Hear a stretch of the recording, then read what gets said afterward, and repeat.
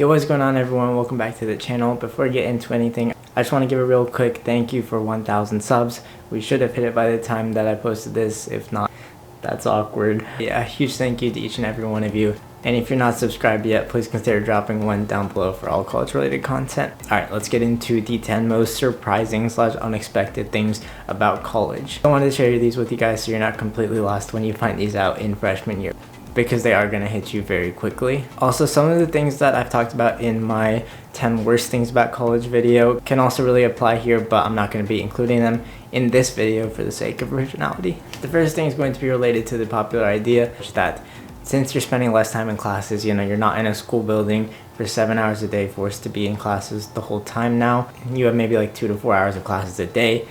Because you're spending less time in those classes, it means you have more free time, right? Not necessarily. See, the thing about college is while you are not in a class building for as long as you might have been during high school, you're gonna have more work for those classes. So even though it is technically more free time, you're gonna be spending a lot more of that free time working on work or projects or studying for those courses than you probably think. So at the end of the day, it's probably gonna equal the same amount or even more, probably more time thinking about your classes than you did in high school. And also, if you're doing it right, you're probably gonna have a bunch of extra commitments too, with clubs or Greek life or whatever you're doing. So it honestly leaves not as much time to do fun stuff or just to chill or just to watch like TV in your dorm or whatever, as you're probably thinking in your mind right now. Because like I said, I know that's how I was, and I got humbled very quickly. That's not to say that there's absolutely zero free time, though. There definitely is, especially on weekends. The next thing is how professor-based the difficulty of a class can be. In high school, you'll have the same class taught by multiple professors, but because the course is pretty streamlined across the school or even the county, the degree of difficulty isn't really all that different. Whereas in college, a lot of the times the professor makes up like the entire structure of the course, and even though you might be in the same class as someone, they might have to write 3 papers during the semester and you might have 3 exams. It can be stuff as drastic as that, or it can be little things, but either way, what professor you get, which by the way, use Rate My Professors to check the difficulty of them. That'd be a given at this point if you've watched a bunch of college videos. They're gonna play a decent role in the grade that you end up getting in that class and how you like it in general. So choose wisely, but oftentimes you are going to have to take classes with mediocre professors, and at that point you just have to deal with it. And you too might end up being your savior. And yes, classes are typically going to be harder in college than they were in high school, but that is not like a common misconception or anything. Like, most people know that going in, so I'm not going to add that as a bullet. But sticking in line with the classes theme, the next thing I'll say is that on the other hand of things, there are like cool classes that you actually might enjoy. This is not the case in high school at all, at least for me. But now that like I have a major that I'm pretty interested in, and there's like hundreds of different courses within it and thousands within the school in general, there's bound to be a few that really catch your eye and are about topics that you're generally interested in, or have projects that you really wanted to do like on the side or something. For example, for me, I've always wanted to build a website portfolio kind of thing, but I didn't really know how to, and I didn't have the time to put in to learning and making one. But I ended up taking like a digital media class that counted towards my major, and as part of that, our final project was to create a website portfolio for yourself. So I knocked out 2 birds with 1 stone there, and you're most likely going to find a class that does that for you, or if not, it'll just be a fun experience, and usually the professors for those types of classes are pretty laid back too, but not always. The next thing is just how many organizations there are. If your high school was like mine, there's probably a few dozen different clubs that really didn't do all that much. Maybe they went to 1 conference per year or something, or they just held meetings within the school after school. But in college, no, there's at least 100, 200, up to like 1,000 literally in the entire school. So again, you're gonna find one that you're probably interested in, but in general, just seeing that many clubs at once during Fall Fest, which is like the main thing during Week of Welcome for us at UNC, there probably is something similar at most colleges.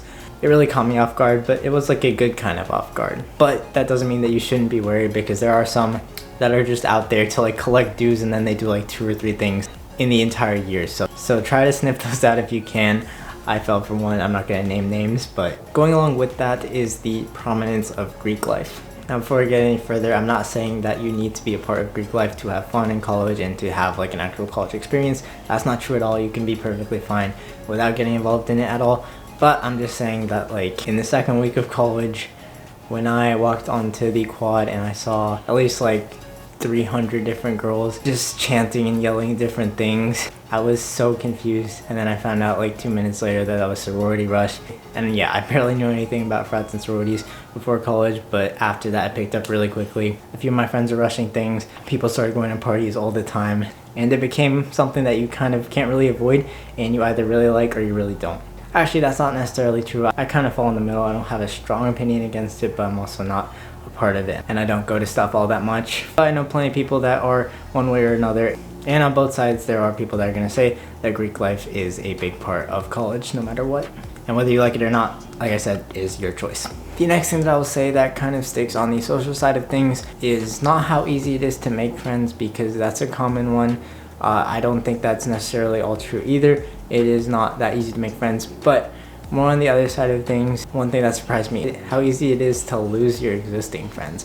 I don't mean that in like a sad or sappy way. It's just a natural thing that's gonna happen, but it did kind of catch me off guard. There's a lot of people that I talked to in high school, like on and off, but like you see them in the hallway, or if they're in your classes, you'd say hey.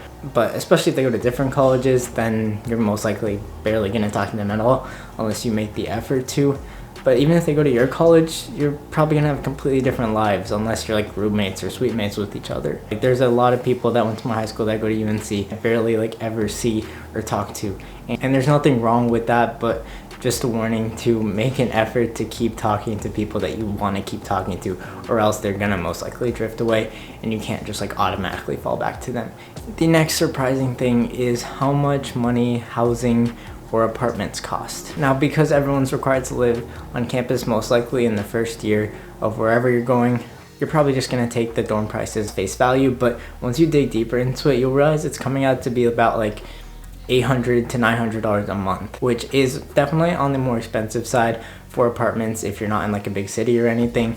And so paying that much for a dorm where you're gonna share a bathroom with 8 people and have a shared small room with one other person, it kind of feels like a rip-off. I guess you are paying for the convenience factor of living right on campus, but still, dorms are one of the biggest scams I've heard it being called. They're necessary because you're required to, and it is like a pretty essential part of any college experience. But yeah, just be aware of that. And then once you go away from dorms, apartments are most likely not going to be any cheaper.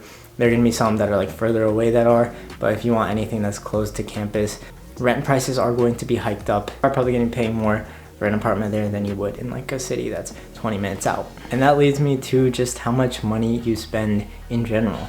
I'm not talking about tuition and housing and all of that now. I'm talking about like just money coming out of your debit or credit card on a day-to-day basis. It's gonna be a lot.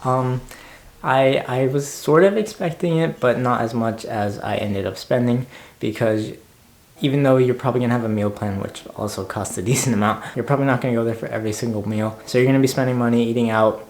You're gonna be buying a bunch of college merch, because you know that's just what freshmen do.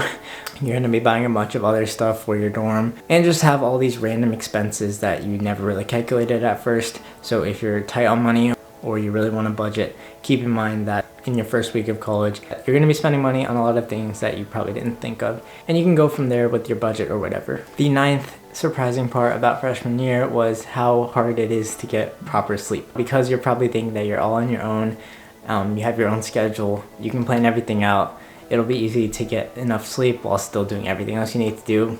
Not a lot of stuff happens at night. You're gonna want to hang out with friends because you finally finished all your work and you just want to chill, or maybe you finally get back to your dorm at midnight or 1 a.m. and you want to watch something on Netflix or game before you sleep. Those urges are gonna come to you. You're gonna find that sleep is on a shortage in college unless you plan it out absolutely perfectly, and I'd suggest working to that perfect schedule during your freshman year. But just be aware that you're gonna be losing probably more sleep than you did at high school, even though in high school you probably woke up at like 6 or 7 a.m. And if you're like me and you can't like function with less than 6-7 hours of sleep, try to take naps or something. You'll figure it out. Quick honorable mention before the last one to how important it is to know campus and to like know directions, walking and driving. Because while everyone kind of suspects this going in, it still surprises me the amount of people that like don't know their way around UNC or their respective college. Because you're going on it every single day. You might have times where someone's visiting and you need to take them somewhere, and you don't want to be constantly looking at Google Maps during that. Or if you're running late to a class and you're still looking at the map to find how to get there. Like, you just like walk or drive around campus on your own without a map, just explore it and get a good feel for it, because it will help you later. And finally, the last thing, kind of tying it back to my first point, but how important time management is. Everything is going to be done on your own will now. You don't have a set schedule from school from like 8 to 3, practice from 3 to 5, come back, do homework, watch TV, then sleep. It's gonna be weird now that you have like breaks between classes. You have meetings that you might have to attend to at night. There are gonna be some virtual things now, I guess. And so all of that just combines into this mess. And so if you don't manage your time properly, you might start falling behind in one of the 3 parts of the social triangle, either socially, academically, or emotionally, or even 2 of them, mostly 2 of them. You're probably going to experience some of each of them at some point freshman year. Everyone does.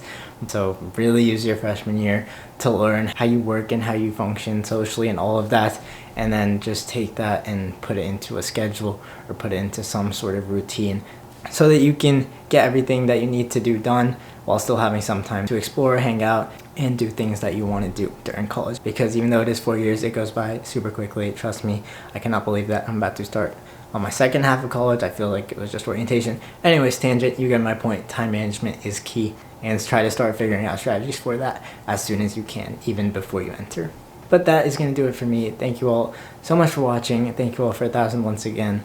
Let me know any questions you have, any video ideas, and I will see you next time. Peace out.